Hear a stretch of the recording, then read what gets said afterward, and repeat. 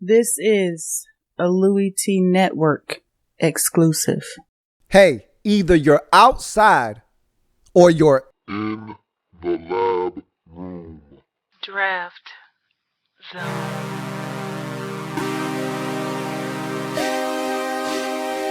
Who else could it be? Me, your man, Louie T. Welcome. You are in the lab room, of course.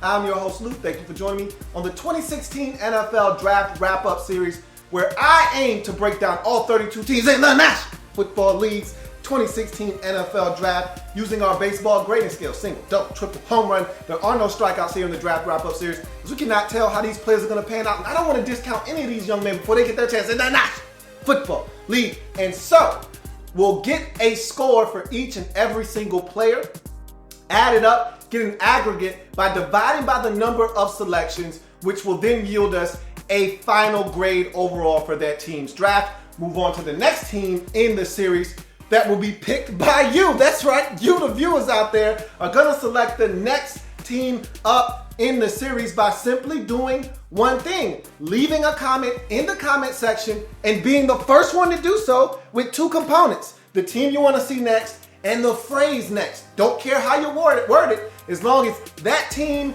and the phrase next is in the comment and you're first, not second, not third, not 33rd, not 23rd, not 43rd, but first, that team will be up next in the series. Sounds simple enough? That's because it is, okay? So let's go on to the team that you, the viewer, selected up next on the 2016 NFL Draft Wrap-Up Series. None other than the Detroit Lions. That's right, restore the roar in Detroit. 2016 NFL Draft, and the Detroit Lions coming at you now. First round, 16th pick overall. Ohio State tackle Taylor Decker is the selection for the Detroit Lions. 6'7", 310-pound tackle. Big physical mauler, great length. I talked about him being 6'7" already. So with that size, and I've talked about that numerous occasions, when you have size like that, usually it comes equipped with long arms.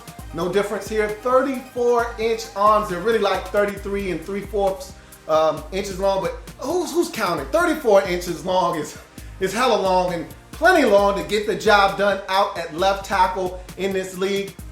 And so I think that's what he's going to do. Don't know if they're going to start him off at right tackle first and then shift him over to left, or if they're just going to say, hey, Riley, you go over to right tackle. We're going to let Taylor go ahead and man it up on the left side of this offensive line for us. Either way, this guy can get it done out on an island in the National Football League. He's a rock solid anchor.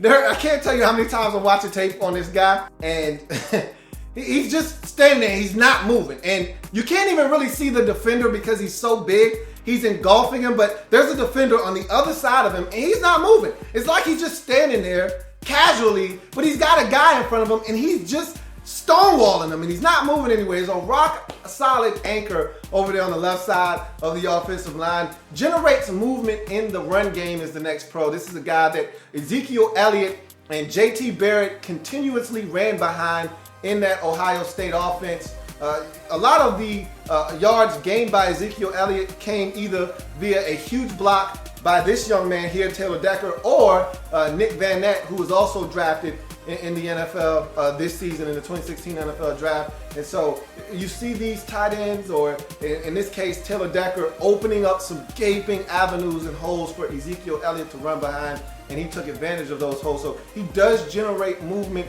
moving that line of scrimmage and erasing it and moving it about a yard or two forward and giving space to whomever is carrying the football. And so I think that's going to help a very anemic Lions run game from a year ago. It's going to definitely be upgraded and bolstered by the selection of Taylor Decker. Great on the double team and on pin down blocks. What you find in an Urban Meyer scheme is a lot of pin down blocks. A lot of these blocks where they don't even bother blocking that defensive end. That outside linebacker is of no consequence to them because they're playing off of that guy. If he wants to come down the line and attack, then J.T. Barrett's going to pull the ball out and he's going to run. If that guy stays at home, he's just going to give it to Ezekiel Elliott or whomever the back is in the backfield and let them run with the football. So what Taylor Decker does on a lot of those running plays is he just comes down and he crashes down on that defensive tackle to open up a huge hole between he and that defensive end. And if that defensive end crashes down, then there's a huge gap out there between the corner and that filling linebacker, which will allow JT Barrett out the back door. And if that defensive end decides, or linebacker decides he wants to stay at home, then that's going to be a huge hole for Ezekiel Elliott to get the football, have a head start running with the ball already because he's in the backfield. He's just going to take off that gap that's been created by Taylor Decker coming down and pinning down that defensive tackle. So he does a great job of washing that defensive line down, giving some space to whomever's carrying the football. And so what you'll see is he's great on that double team, which allows him to then get to that second level and get out, kick out block to that linebacker, safety, whomever's out there. So Ezekiel Elliott is afforded an opportunity to get to the third level and potentially hit that home run. So what you'll see with him on tape a lot is him pinning down or washing down that defensive tackle, defensive lineman, and really opening up a lot of space for the run game.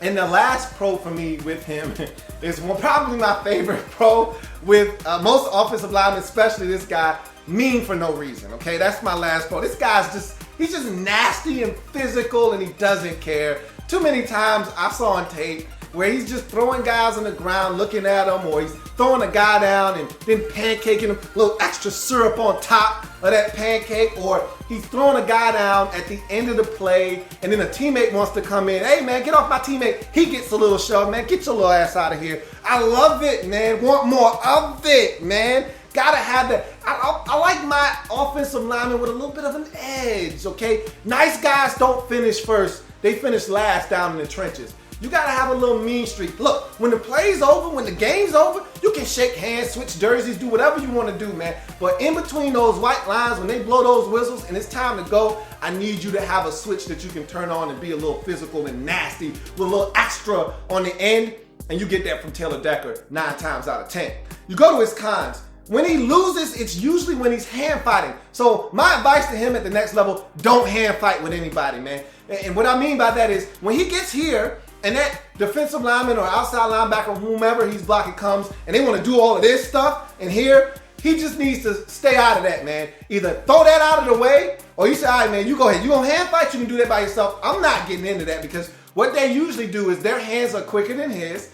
They end up hitting his hands down. Next thing you know, he's off balance, he's beat. And then all of a sudden, you got to race to the quarterback. Can he rebound fast enough to win and get back into the play? Or is that end or is that outside linebacker or that blitz and safety going to be able to get to the quarterback? So just don't hand fight with anybody because normally when he gets into those types of battles with guys with elite hands like a Joey Bosa, even though that's his teammate, guys like that with elite hand usage can give him some problems on the outside. So I prefer him not to get into any battles with someone that's trying to hand fight with him. He's very stiff. Again, we're talking about a 6'7" man here, okay? We're talking about a huge man. So he's a little stiff. And remember I told you he was an upright guy? So sometimes what'll happen to him is he'll stand up straight. And you'll see him, and I told him he's a big dude. So he'll stand up straight and you'll just see him. And he'll be fully erect. And what you want from your offensive line, you want a slight knee bend, you want him to be a little fluid and have a little bit of flexibility to be able to go either way. This guy's just standing there like, I got him. And he's like a big totem pole almost. And you're like, a little stiff, a quick move to the inside, don't know if you can react to that. So there's some things that I think he's gonna have to clean up from a technical standpoint. But when you've got the kind of length and the power and the nastiness that he has, I think he'll be just fine at the next level. And the final con is one that kind of bothers me a little bit. I'm nitpicking here, but hear me out, okay? He played in Herb's system, all right? Urban Meyer, when's the last time Urban Meyer sent a grade A top choice offensive lineman to the league? It doesn't happen very often. Here's why. He has a unique system. Now, it's really not unique to college football, but remember, this goes all the way back to when he was at Utah with Alex Smith.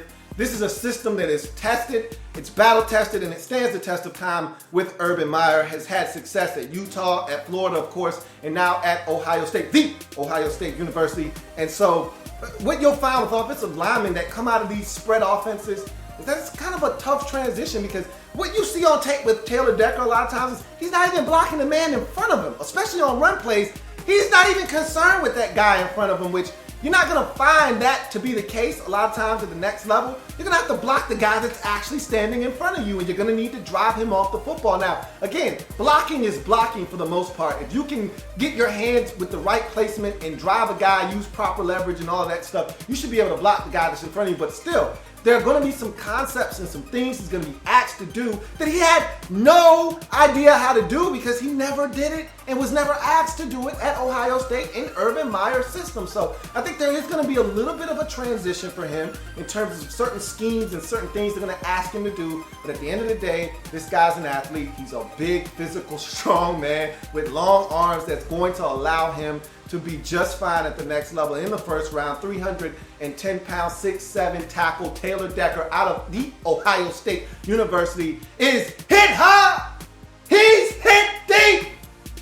Out of here. It's a home run in the first round for the Detroit Lions as they select Taylor Decker out of the Ohio State University. And what I love about this draft with Bob Quinn, your new general manager, is that he said, hey, want to beef up this football team on both sides of the football. We need to get stronger. We need to be more physical. And he came in, and with this draft, as you'll find when I'm done, that's exactly what they did up front in the trenches, especially on the offensive side of the football. You go to the second round, round number 2, 46th overall selection, Alabama defensive lineman A'Shawn Robinson is the pick. This was the guy that was regarded by many as a first-round talent.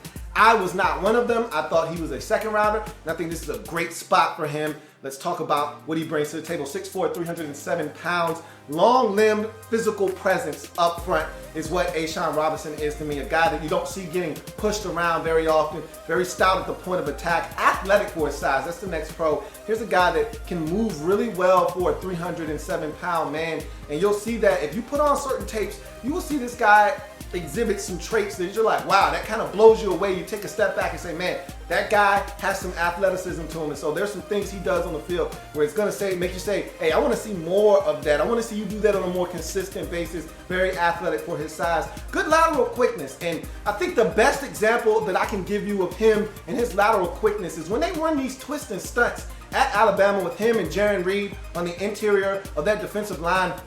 He takes some nice sharp angles and cuts off of that twist, and boom, he's in that backfield immediately. Not now, like right now, immediately. Okay, he's in that backfield. He's making a play, whether he's going after the quarterback, getting a sack, or he's blowing up a running play. Saw that on a number of occasions where they run that twist, and he stunts inside, and boom, he's in the backfield immediately. Very good lateral quickness from A'Shawn Robinson. Talked about him being stout at the point of attack. Those long arms at 6'4" does him some justice in that department. He's really good at standing up offensive linemen and stopping them right in their tracks and not allowing them to push him backwards and extend that line of scrimmage. Does a really good job at the point of attack of being physical with offensive linemen. Takes on double teams. Now, I'm not saying he wins, okay? That's not something he does very often, is win versus a double team. But he'll take on a double team, he'll stand his ground. They may push him back a yard or two, but for the most part, he stands up to double teams, stands his ground, and will allow a linebacker to scrape and make a play on the ball carrier. So to me, does his job against double teams. Don't know if he'll see a lot of those at the next level, we'll see. But I know one thing's for sure, he is capable of standing up to a double team. Solid motor. A lot of people beat him up during this process for his motor or lack thereof. I don't think there's a motor issue here. I watched this guy track players down 20 yards down the field. Even if he didn't make the tackle, he was still in heavy pursuit. So I don't have a motor issue with A'Shawn Robinson. I will tell you what I do have a problem with him here in a second. But his motor to me is not the problem here. But this is, let's go on to his cons. Effort when tired. To me, that's when you start questioning, does this guy love football? Is he gonna give me maximum effort all the time? When he's tired, I just need him to tap out. I just need him to come out of the game. Guess what? We got another guy on the sideline right now that's fresh, that's ready to come in and give maximum effort. And then when you're ready to go back in, you go back in and you give me the effort you gave me when you were feeling good and you had some energy. So I don't think this is an issue about a guy that just isn't willing to work and doesn't want to give maximum effort. I think when he gets tired, much like I said this with other guys, once you get a 300-pound man tired, and you got to be wired a certain way that even when you're tired, you're still giving it all you got. Most guys that are 300 pounds, once they get tired, they tap out mentally And so they need to tap out physically and say, hey, let me out of the game, coach. I can't stay in another snap. I'm tired.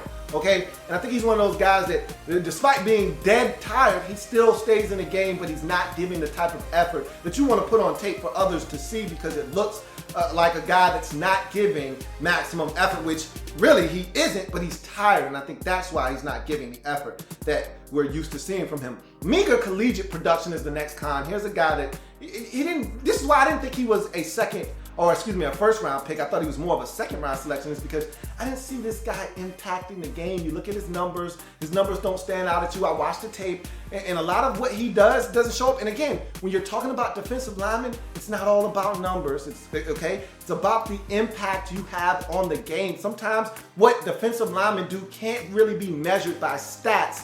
But I didn't even see that from him some of the time, so that's why I had an issue. If you're a big space-eating defensive tackle, nose tackle, and you're the guy eating up blockers so that your linebacker stays clean and gets 151 tackles on the season, yeah, you're impacting the game. You're doing things that doesn't show up on the stat sheet, but you're still impacting the game. I didn't see that from A'Shawn Robinson, and this is that final con that really drove me nuts, which is why I made the declaration a while back that he's not a first-round pick.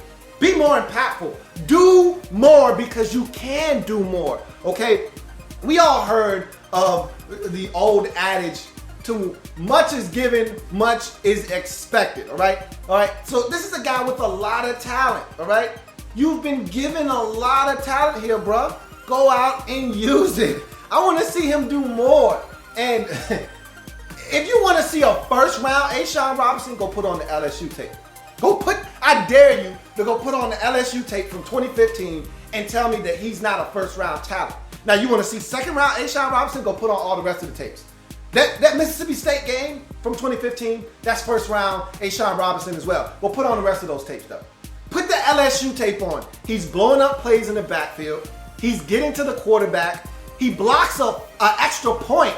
Okay, he's doing it all in that football game, deflecting passes. Okay, I'm not getting to the quarterback. I'm gonna get my hand up and deflect the pass on third down. Now you got to punt. He did everything in that game. That's the A'Shawn Robinson I want to see, not the guy that's just kind of going through the motions, standing up at the point of attack, not really trying to get in the backfield. Hey, I'm gonna just stand this lineman up. He's not running up my gap, but I'm not making a play either. I don't want to see that guy. I want to see the guy that's twisting and stunting, getting in the backfield, being a part of the action, not the guy that's just doing his job. I want to see you go above and beyond the call of duty, because you can, because you've been blessed with the ability to do so. So I know the talent is there, but I just want to see it more. In the second round, 46th overall selection, Alabama defensive end A'Shawn Robinson, for me, is a triple.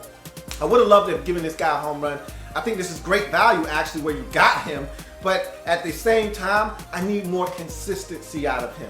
All right, if there was some consistency with him, there's no doubt in my mind he's a first round pick. I don't give a damn how deep the first round class and this defensive line group was this season. If he was more consistent on the football field, he would have been a first round pick. And I think if I could get that out of him in Detroit, which they lacked last year in the interior of their defensive line, thought they were a little soft in the middle. If I could get that out of him, this team will be back to where they were in 2014 when they were one of the best defenses in all of the National Football League. You go to the third round, 95th overall selection, Michigan center Graham Glasgow. And this is another example of Bob Quinn, your general manager, coming in and talking about wanting to get more physical and being tougher and stouter up at the point of attack at the offensive and defensive lines. Here's another example of that. You're talking about your first three picks in the 2016 draft all being players in the trenches. Now getting Glasgow out of Michigan, 6'6", 307 pounds, great length. Again, talking about a big man. These are some trees that are going to be in front of Matthew Stafford. You got 6'7" Taylor Decker out there, now 6'6" Graham Glasgow. And so another guy with extremely long limbs protecting your quarterback.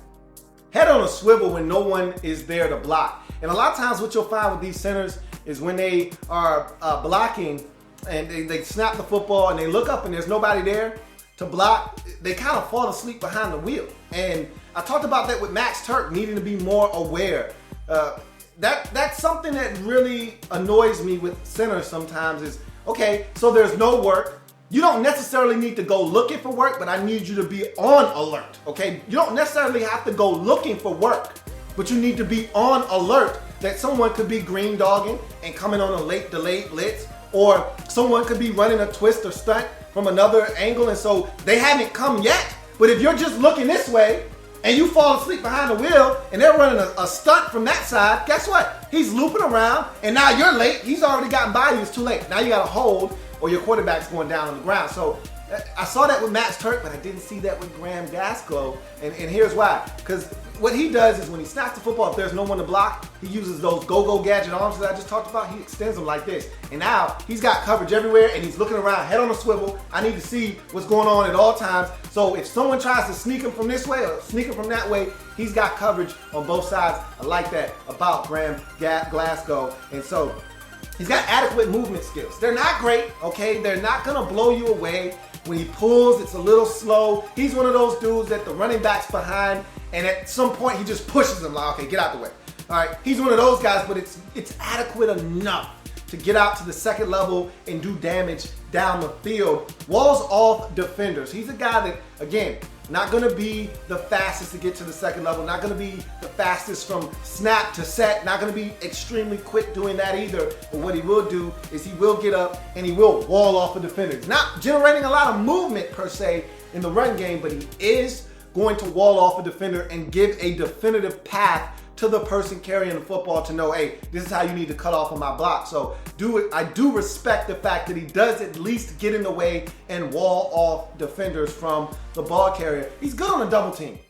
He's really good at going ahead and double teaming with that guard and setting up a situation where you can get to that second level and get that kick out block. So he does a really good job on double teams and getting to the second level. I just talked about that, but my best example of Graham Glasgow getting to the second level is against Maryland.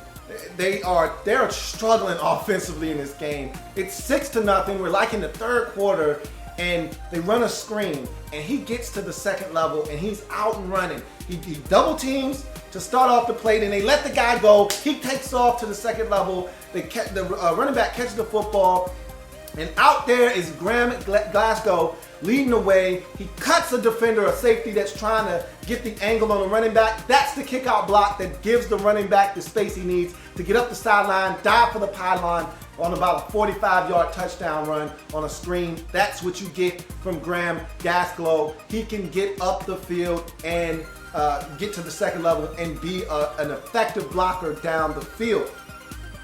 You look at his last pro, nasty disposition. Another one of these guys, little nasty streak in him, a little edginess, and I like it. I like it a lot, actually.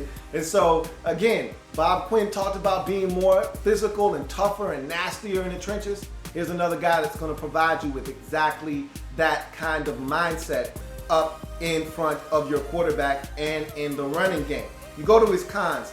Stay off of the damn ground.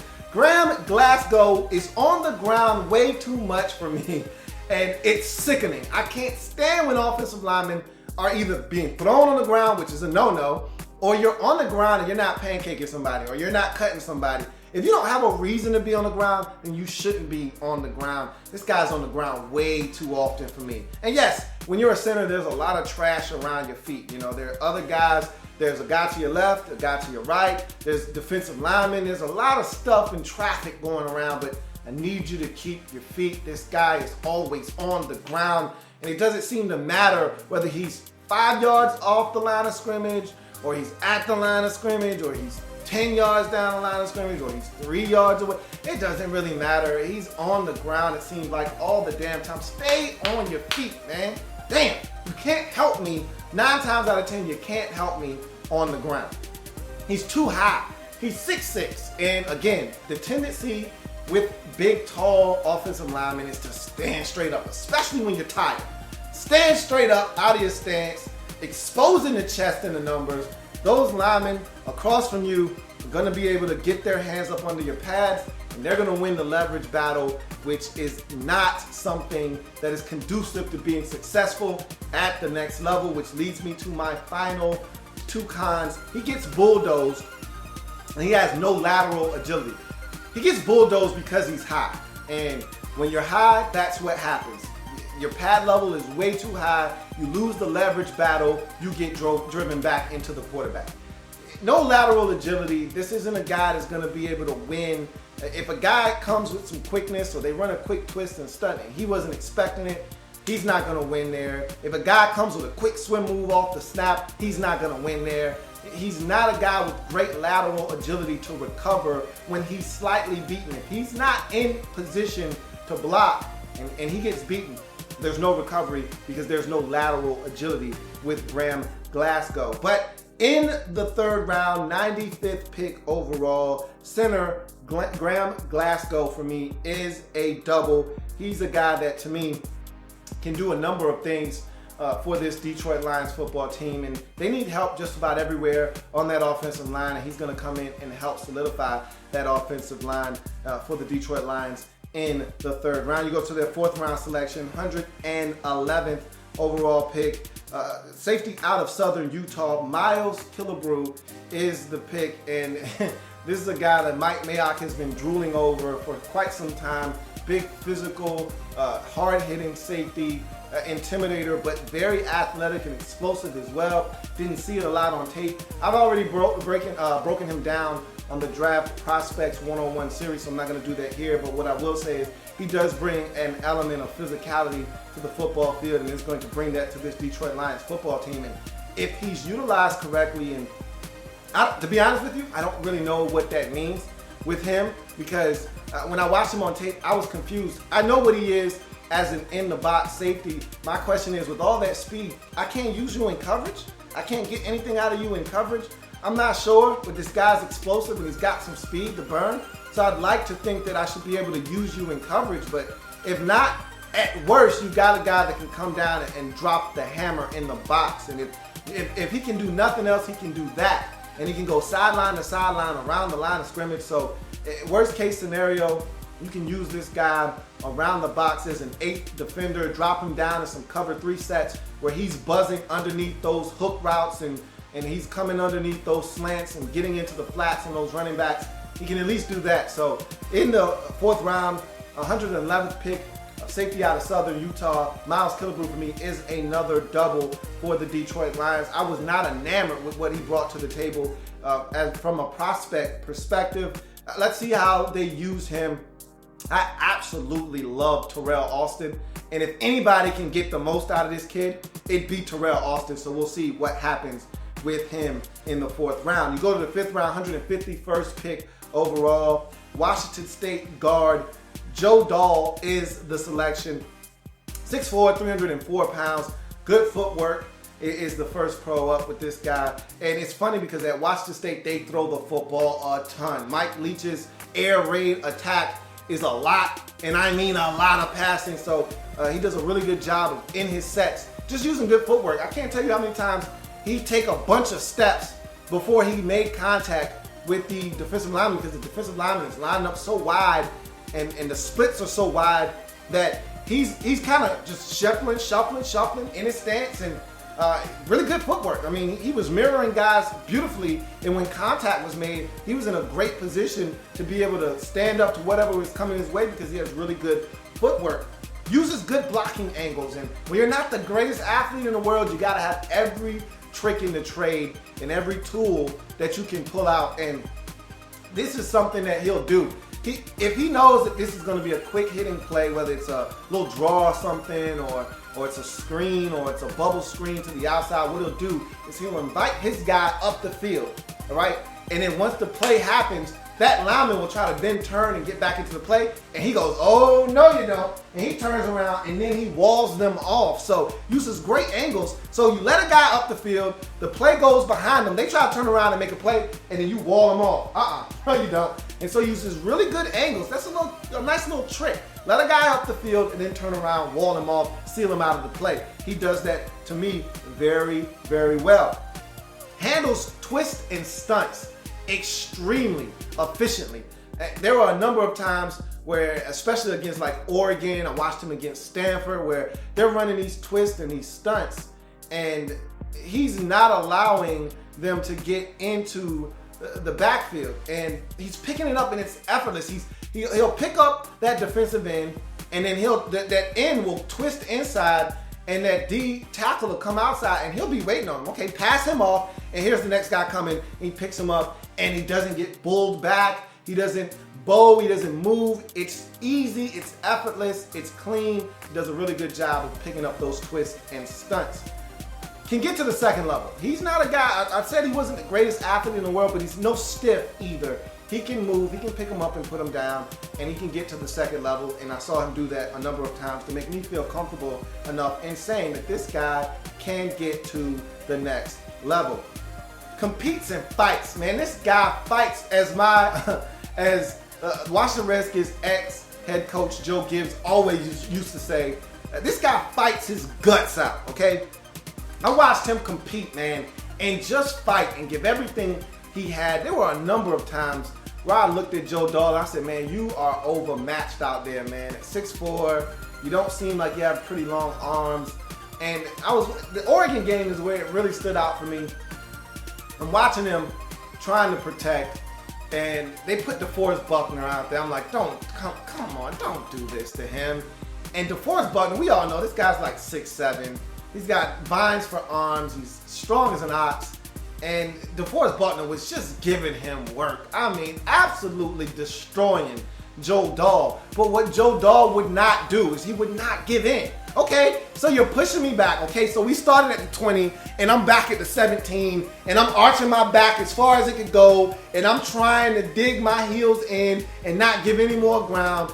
And DeForest Buckner is just hammering this guy, and Joe Dahl will not wave the white flag. He's like, okay, so you're bull rushing me, so I can't stop you from getting where you want to go, but I'm not giving up. Because a lot of times what you'll see is an offensive lineman will get his ass whooped on a particular play, and he'll just give up. He'll get destroyed, obliterated. He'll fall down on the ground. Next thing you know, quarterback's being sacked, or he's falling into the quarterback's being sacked, or the quarterback's fumbling because he doesn't expect his own man to be running into him, or he'll affect the throw. Quarterback's looking to throw the football. This guy's getting bull rushed. He's on skates. Next thing you know, boom. He's into the back of the quarterback. Quarterback's trying to throw the football. Ball goes up in the air. It's picked off. But that's not what Joe Dahl's about. Joe Dahl is fighting all the way to the end. And there's one play where DeForest Buckner literally pushes him into the back of the quarterback. And he's jumping over Joe Dahl to try to grab the quarterback.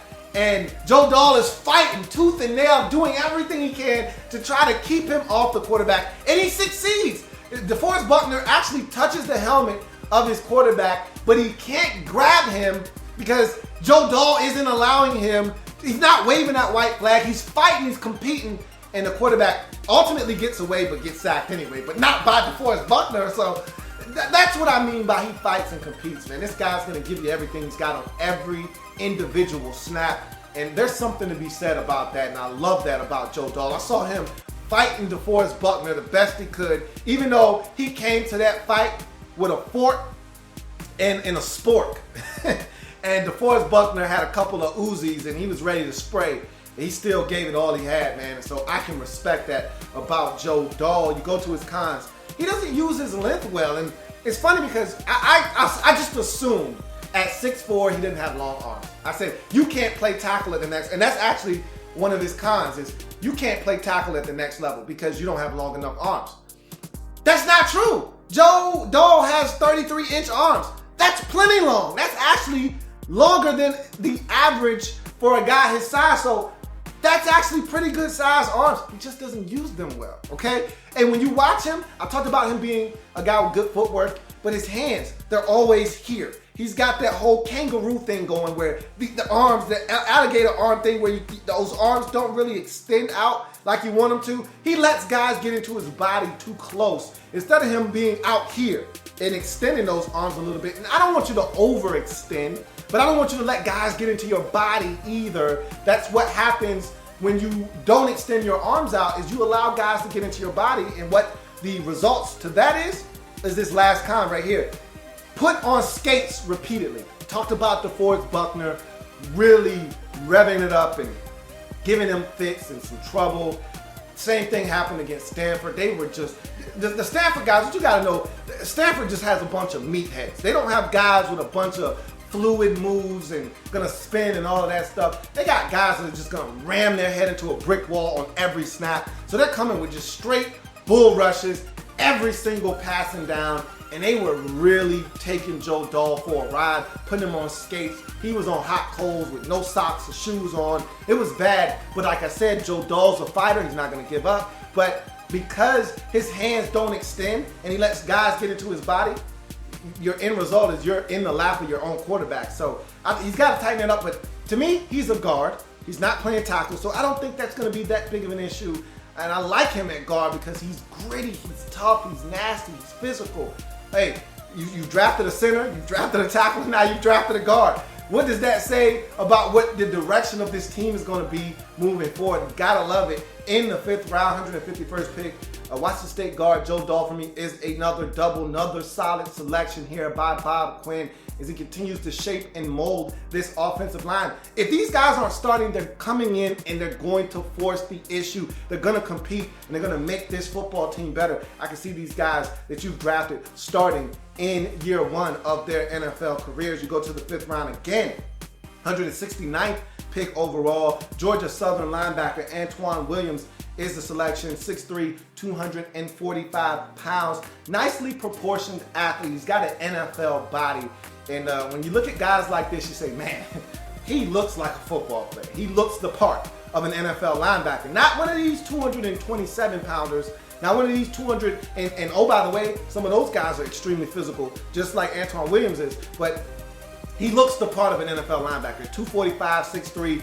It fills out nicely, and this guy looks the part of an NFL linebacker, flows to the football, okay? He's a guy that finds the football some way, somehow. He just does a really good job of getting to the football, and you don't get 107 tackles by accident, okay? You've got to have a nose and a way to get to the football, to get guys on the ground, and he does a really good job of just flowing to the football, flowing with the traffic, getting through the garbage, getting to the ball carrier.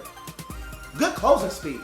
Now, he's not the most explosive and fast guy, 4.77 speed, but what you will find with him is when there's a distance between he and a ball carrier, he closes it fast, okay? And I saw it on tape. I watched him in the Georgia game, and the Georgia quarterback rolls out to the sidelines, and he's trying to buy time and let somebody shake free, and Antoine Williams says, okay, enough's enough. I'm coming after you. And literally between the time when the quarterback basically hit that sideline and ran out of real estate, and when Antoine Williams decided, all right, I'm coming after you, was about a second and a half, and and there was about a good 7 to 8 yards between them. That gap was closed in an instant, and he was on that quarterback, forced him to throw the football out of bounds. So he closes the distance. There's another play where he gets caught flat-footed, and I'll explain this play a little bit later on. But the guy catches the football, runs about 40 yards down the field, and Antoine Williams catches him from behind. Close that speed, that distance. There's a little bit of a burst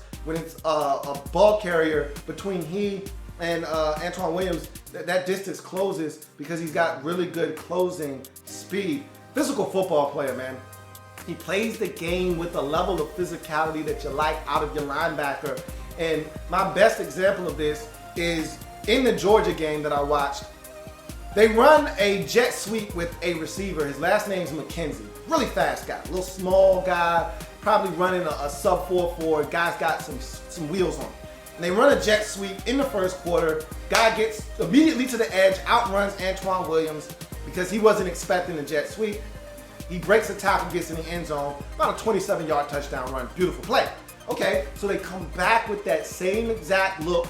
First possession of the second half in the third quarter. Game's tied at 7 apiece. And Antoine Williams is saying to himself, I've seen this formation. This guy's coming in motion again. They're just running this play to the opposite direction. Instead of them running it to the left, they're running it to the right this time. Not this time. Fool me once, shame on you. Fool me twice, shame on me. That won't happen again on my watch. So he starts shifting and he takes off running. It's another jet sweep. This time, Antoine Williams meets McKenzie at the line of scrimmage, mollywops him, football comes out, scoop and score for his safety. Georgia State up on Georgia in Georgia 14-7 in the third quarter. That's the kind of physicality you get out of Antoine Williams, and I'll tell you this much, it also shows a level of smarts. You've seen it happen to you once, it doesn't happen to you a second time in that same ball game. Love that he made an adjustment on the fly and was able to make a play and make them pay. So that's what you get a physical football player in Antoine Williams.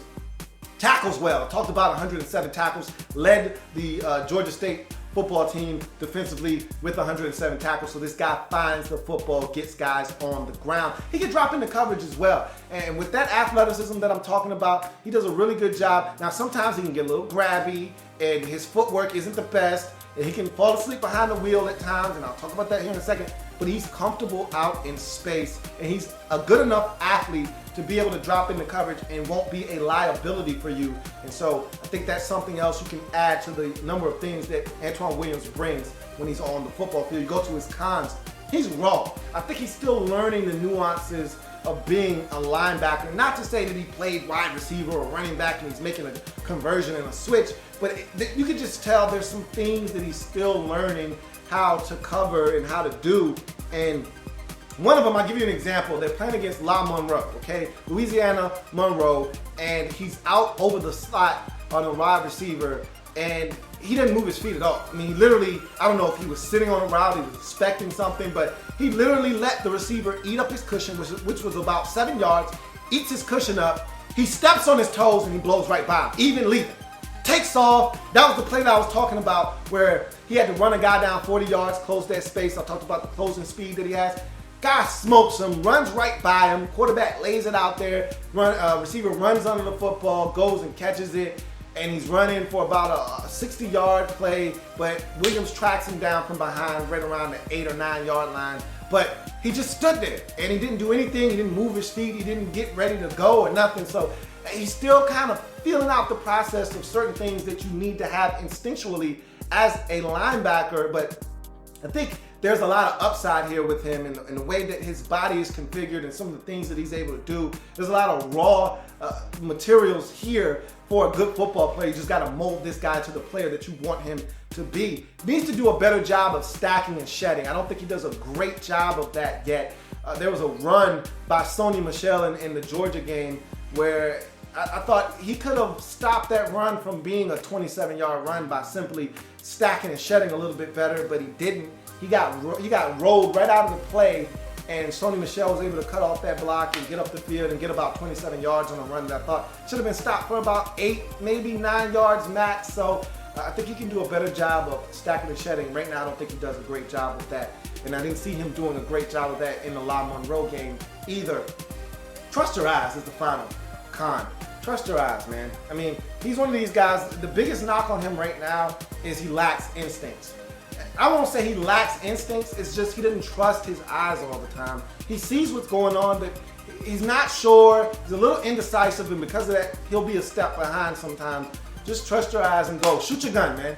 Shoot your gun. It's already fully loaded. It's ready to go. You got the hammer cocked. Just shoot your gun, man. Pull the trigger. Go. And so if he can do that a little bit more consistently, I think this is a guy that could come in and help the Detroit Lions sooner rather than later. In the 5th round, 169th pick overall, Antoine Williams, to me, is a double. I like what he brings to the table. A lot of intangibles here, a lot of things you can't coach, but also some things that he doesn't have that you may not be able to coach, like instincts. He could be lacking that. I think he has enough to get by at the next level, but we'll see. I think he's got a lot of things that coaches love in a guy. Athleticism, size, strength, and I told you a little bit of smarts as well. That play to me against Georgia exhibited that, so I think there's a lot to work with here with Antoine Williams in the 5th round. You go to the 6th round, 191st pick overall. Michigan quarterback Jake Rudock is the selection, and Bob Quinn taking a page out of his New England Patriots roots. You know, the Patriots love shopping at the Rutgers store. Right up the street, easy access. We know these players. And so we'll take a couple of those in every draft, it seems like. Well, Michigan players right up the street from the Detroit Lions. You've already taken their center, and now you go take their quarterback and throw him in the mix as a backup to Matthew Stafford. So easy access to the team up the street. Grab a couple of those guys, throw them in the shopping cart, let's move on. So you see Bob Quinn bringing over some of the traits that he stole from the Patriots. Gotta love that when a guy comes in and implements a little bit of what made him successful at his last stop. You look at Jake Rudock, 6'3", 207 pounds. Adequate arm. It's not a great arm, not going to blow you away, but it's good enough to make just about every single throw on the football field. And at the end of the day, that's all I'm looking for. Solid, especially when you're talking about a backup quarterback. It's not like this guy's coming in to start for you in a couple of years. He's a backup. As long as you can hit all the throws on the football field as a backup quarterback, I'm cool. Solid pocket manipulation. I think one thing that I underrated with Jake Rudock was his ability to manipulate the pocket. He's back there, needs to step up. If he even needs to run and create a little bit of time, he can do that as well. Saw him do that a number of times, so was kind of impressed because I've been one of those guys that's really bashed Jake Rudock throughout his career, whether you go back to the Iowa days or even the first game of the season versus Utah. I watched that game and I remember saying to myself, same old Jake Rudock, throwing interceptions, turning the football over, but that wasn't the case. He settled in Michigan. He was the guy that Jim Harbaugh wanted him to be, a caretaker of the football, a guy that came in and steadied the ship for them and helped them win 10 games, win their bowl game, blow out Florida, and made Jim Harbaugh's inaugural season at Michigan a successful one. You look at his next pro, will stare down the gun barrel. He's not afraid to take a shot in the pocket. At sometimes I'm saying to myself, hey man, you don't even need to take that shot. Dump it off to the running back. Save yourself. Don't take this shot. But he will take the shot to deliver the football down the field. He's not afraid of taking a shot to deliver the football. He'll take one to give one, and so he's not afraid to stare down the gun barrel. Will give his guys a chance to make plays. That's the next pro. He's not afraid to take some chances. Now, you could look at this one or two ways. You could either say, hey, don't do that, or you can say, way to give your playmaker a chance to make a play. You got Jake Butt out there, an all-American tight end that's going up and making plays. You got other guys out there going out and getting a football for you. Allow them to do that for you. And so he did that to me really well, giving guys opportunities to go and win 50-50 balls and make some plays. And I like that. Again, I talked about how I feel about backup quarterbacks. If I get a backup in the game, I want a guy that something's going to happen when he comes in the game. Something good, something bad. I don't really give a damn. I just want something. Don't come in here, and unless we're up by 17, and I'm just looking for you to just keep the ship steady. Most of the time when a backup quarterback comes in, is either early in the game or you're trailing in the game, one or the other. So I need you to come in and make some things happen, and Jake Rudock can do that. You look at his next pro, mental toughness. Whether he was at Iowa, at Michigan, there was adversity, whether he was turning the football over or things weren't going right. There were some games, like I watched the Maryland game, man, they're struggling. They're not getting anything going offensively. They got turnovers in this game. It's a sloppy game. It's 6-0 in middle of the third quarter, and he just can't get things going. But Jake Rudock stays the course, keeps a level head, even when he's making mistakes like the Utah game, early mistakes in that ball game. He still gave them a shot late to win that game against Utah. Now, they didn't prevail, but he gave them an opportunity. And that's what you're looking for from a backup quarterback. Mental toughness, or any quarterback for that matter. Mental toughness. Things aren't always going to go right, and they didn't always go right for Jake Rudock, but he always stays the course. That's one thing I do respect about Jake Rudock. And another pro for him, game manager.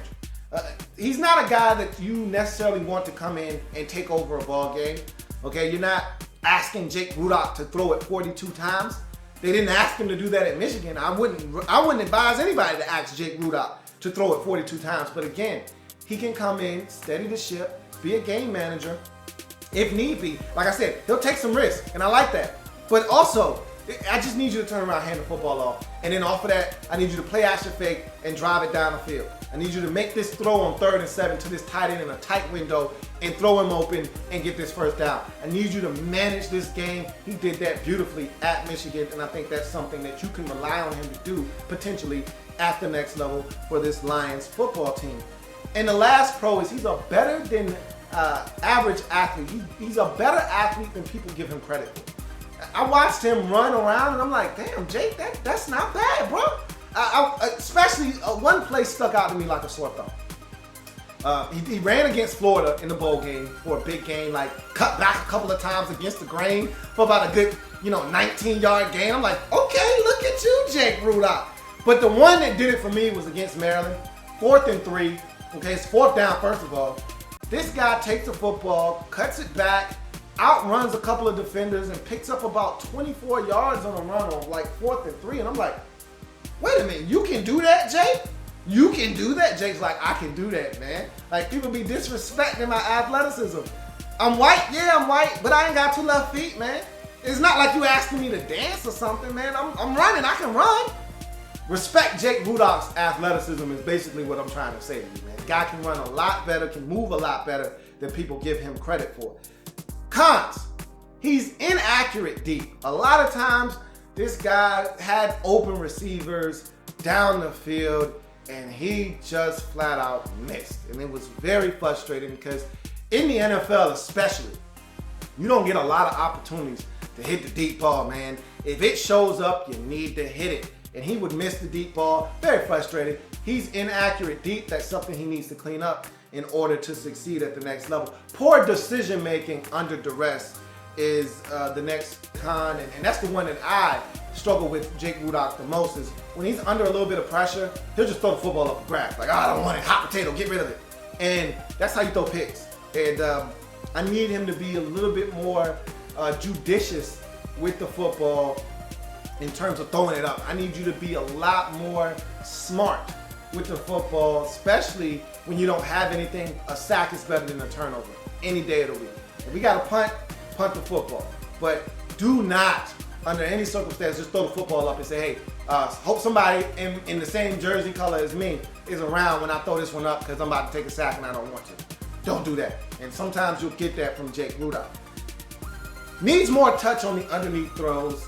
I'm nitpicking here, but everything seems to have sauce on it. Every single throw, even the 5-yard out, even the little hook route over the middle of the field as an outlet, even that seems to have a little sauce to go. Hey, dude, take the hot sauce off the ball, please, all right? We don't need hot sauce on this one, man. Just a little bit of mayonnaise, a little bit of ketchup, just fine. I don't need your hot sauce to go, all right? So that's just a little nitpicky thing for me is, hey, take a little off, man. Everybody doesn't have great hands. Don't zing it in there from 7 yards away. You're asking for it to go through somebody's hand, carry up into the air, and get picked up. Just take a little bit off. Your underneath throws don't need a lot of juice on it.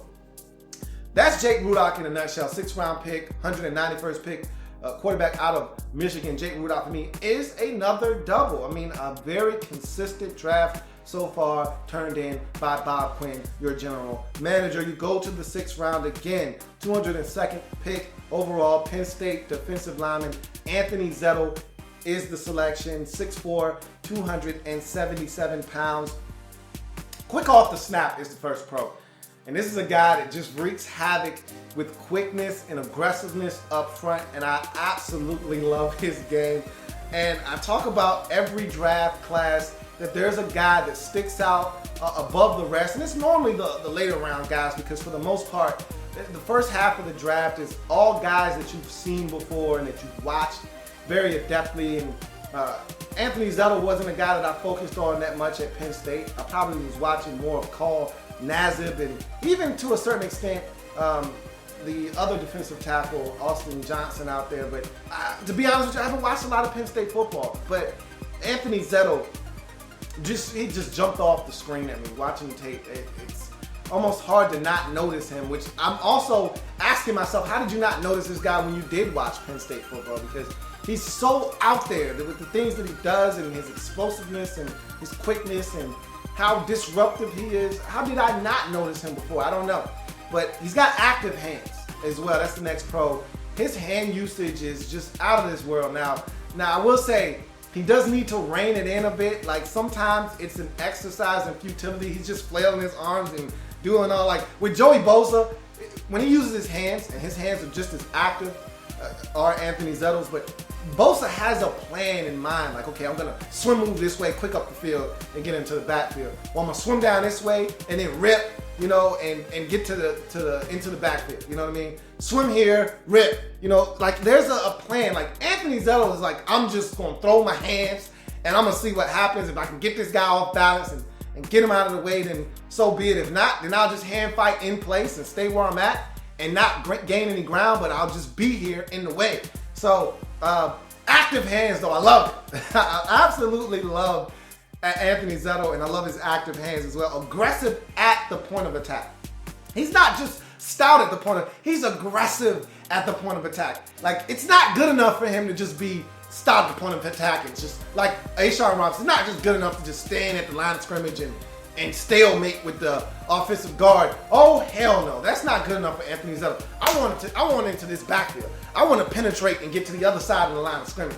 I want to be a disruptive force. So not only is he stout, but he's aggressive at the point of attack.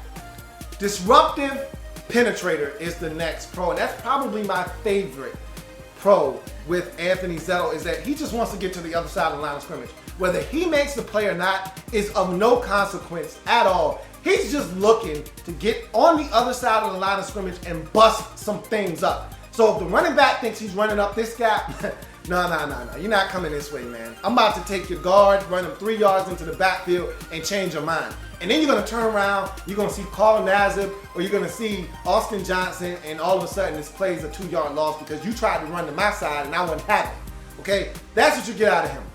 Play action fake, and he's already in the backfield, forcing the quarterback to shuffle and slide right into a sack.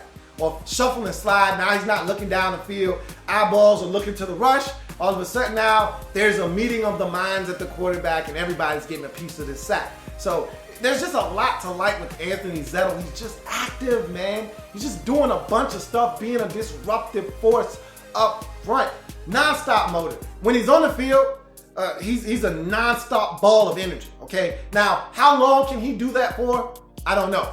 Don't ask me. I don't think you can sustain the type of energy that this man brings, snap in and snap out, for too long. Like if this is a 8-play possession, this guy's probably got to come out of the game after 5 plays because he plays so hard, non-stop motor, going hard on every snap. So I think that's something that you'll have to monitor. But I love the motor nonetheless. If you run out of gas, tap out, come out of the game. But this guy gives you everything he's got when he's on the field. Consistently impacts the play.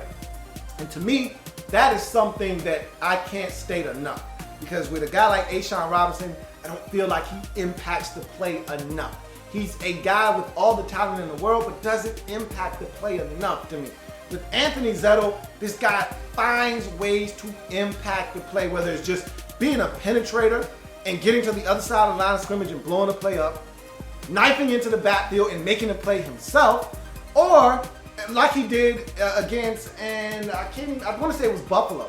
They're playing Buffalo early in the season, second game of the season, and he gets in the backfield, blows the play up, quarterback's looking to get rid of the football, and Anthony Zetto said, I didn't run this far for you to throw the football right over my head.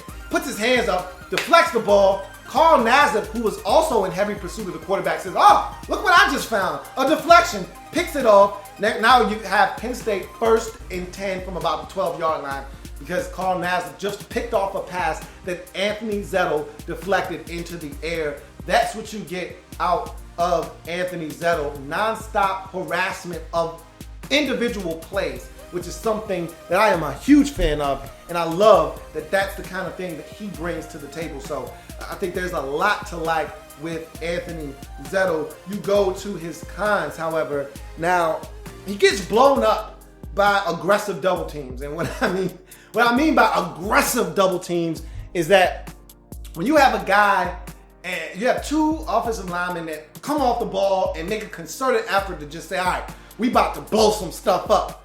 They are the types that are going to take Anthony Zetto and his aggressiveness and blow him 4 or 5 yards off the football. Okay, against Ohio State, they literally took him on about 2 or 3 different occasions. And they took my man Anthony Zetto and they rooted him about 4 or 5 yards off the line of scrimmage. And I was like, whoa. Now, it doesn't happen all the time. He took on some double teams, stood his ground. But there's the occasion where he's a little out of control. We're going to talk about that in a second. And they just took full advantage of it and wiped him completely off the map.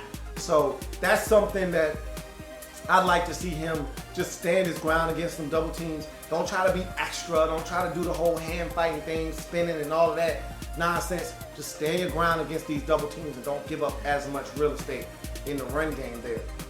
His own aggressiveness will work against him. For all of the things that he does that I love, He's also a guy, and let's go ahead and couple that with the last con that I have for him. He's OC. Okay, and for those of you who don't know what OC means, it just simply means out of control. He's OC, man. So you ever hear me say OC, somebody's OC, it means they're out of control.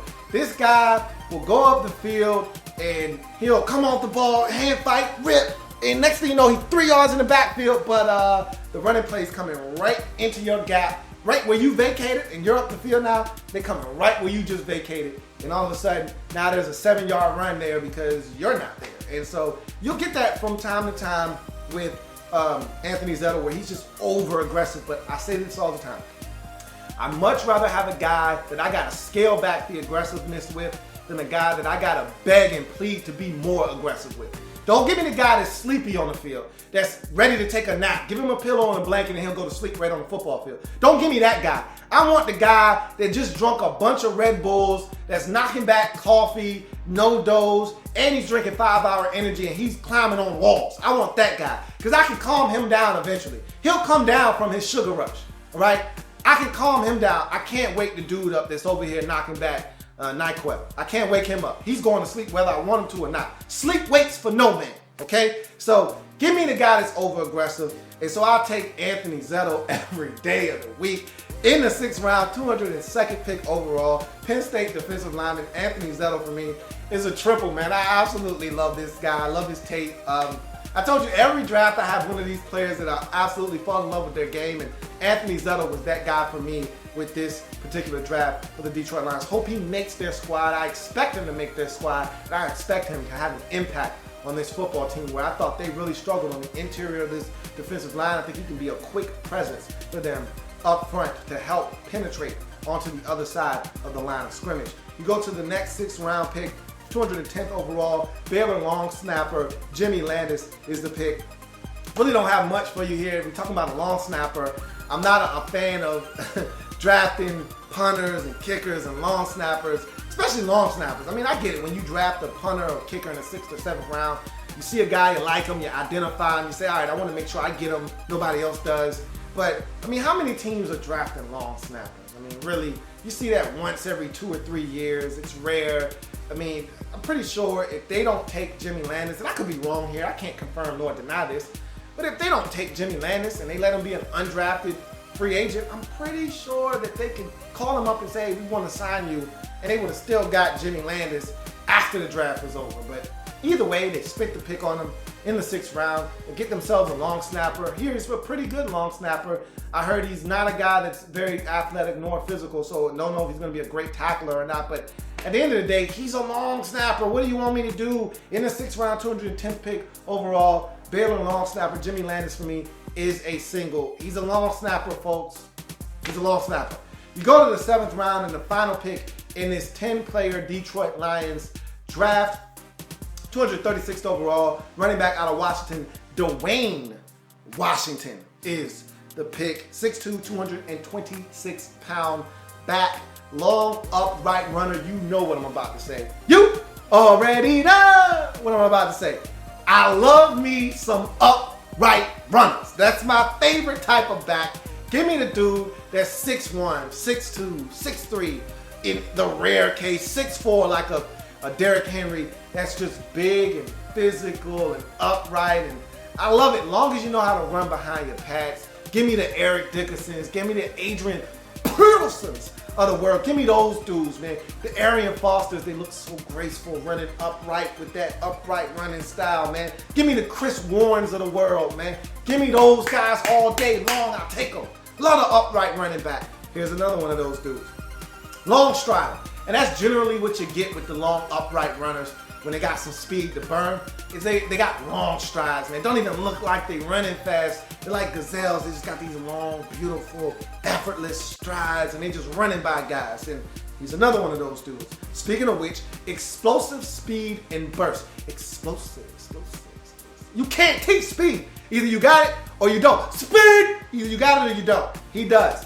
4.44 speed. That Moses Malone speed. 4.44 on the 40. The guy can go. Okay, much faster than slow. Dwayne Washington can go. Solid as a pass catcher. I was impressed with him. The first couple of tapes I watched were 2015 games. And it was a lot of him catching the football out of the backfield. Impressive.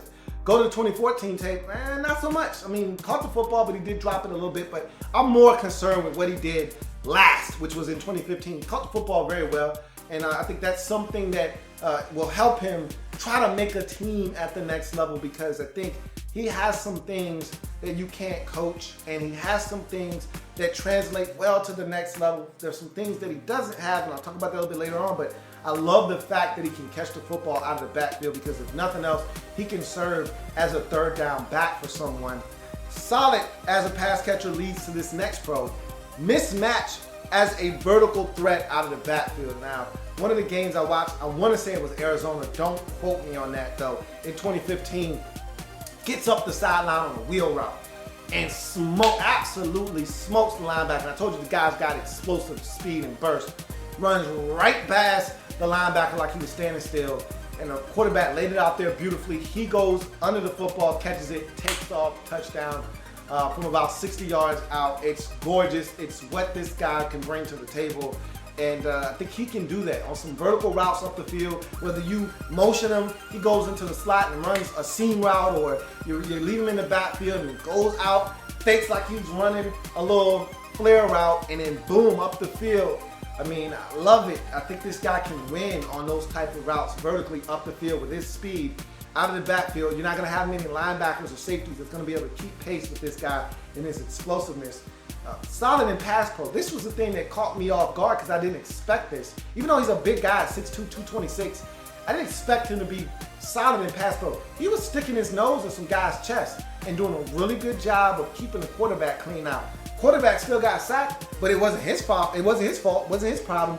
He kept his guy off of the quarterback more times than not. So I think he can serve in a third down role in the National Football League because of that one right there, and you couple it with the fact that he can catch and he's explosive. There's a lot to like here with Dwayne Washington. Lastly, he's a height, weight, speed specimen, and for some reason I can't help myself. When you're talking skill players, they're like shiny objects to me. They catch my attention. They attract my attention every single time. Now, you gotta have substance behind it. All right, I'm like the guy that there's a little flashy watch that hits the sun at the right angle, and that light hits you in the eye. You're like, what the hell is that? Now I want to see what it is, but you gotta have some substance behind it. You got my attention. Is there more behind that? And I think with Dwayne Washington, there is enough substance behind that height, weight, speed to make you say, hey man, I like what I see. Let me give you a shot. And I think that's why they took a 7th round flyer on him. But here's the reasons why he was a 7th round pick right here. Needs to run behind his pads better. Like I told you, I love my upright runners, but only when they know how to run behind their pads.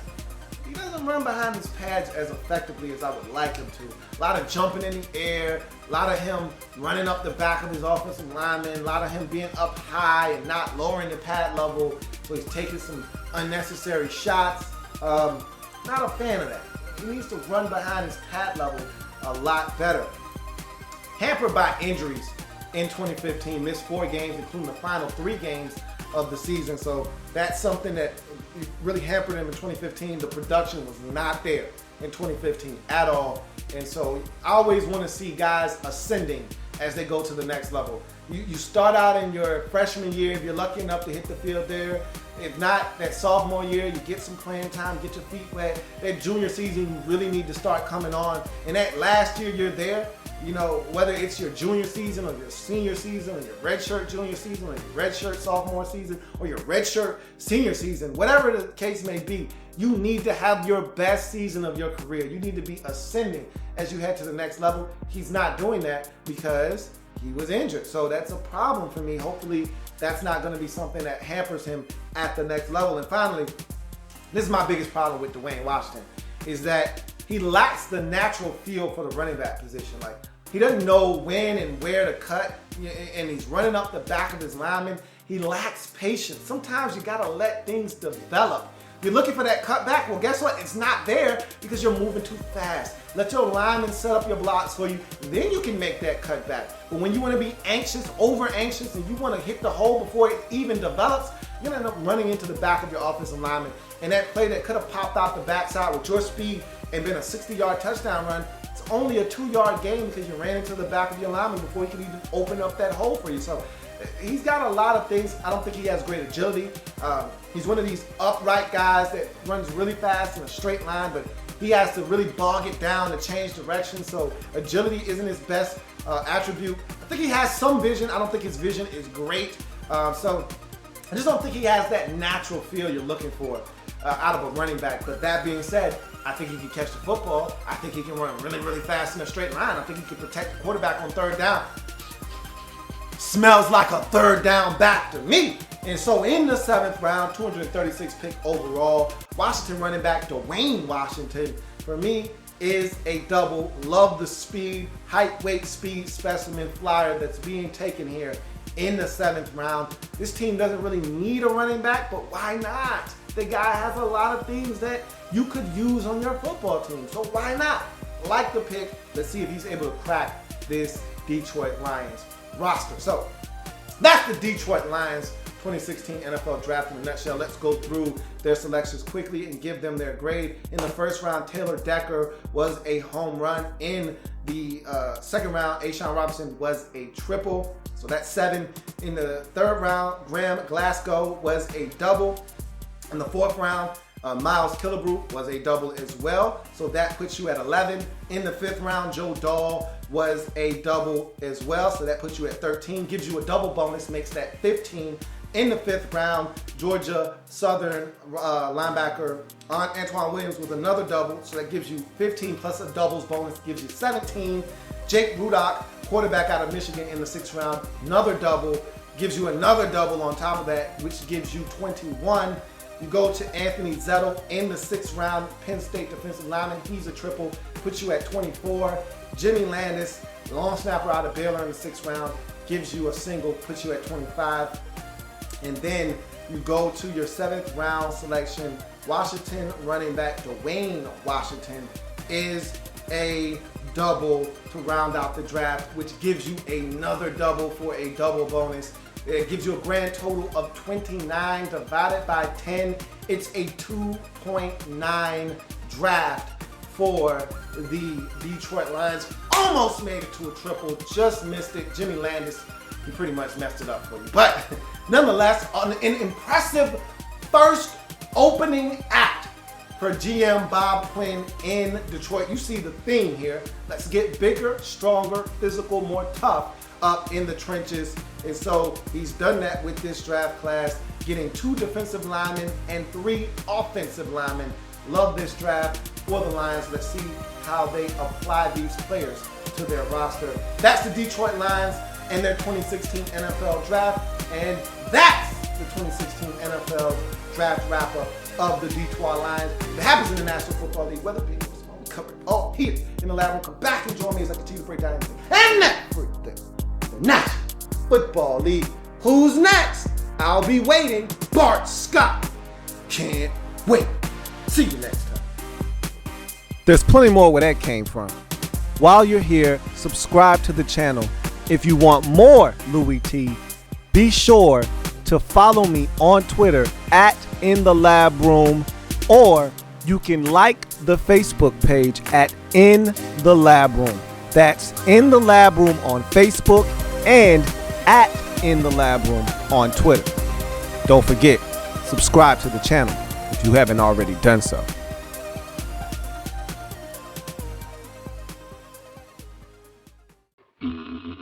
do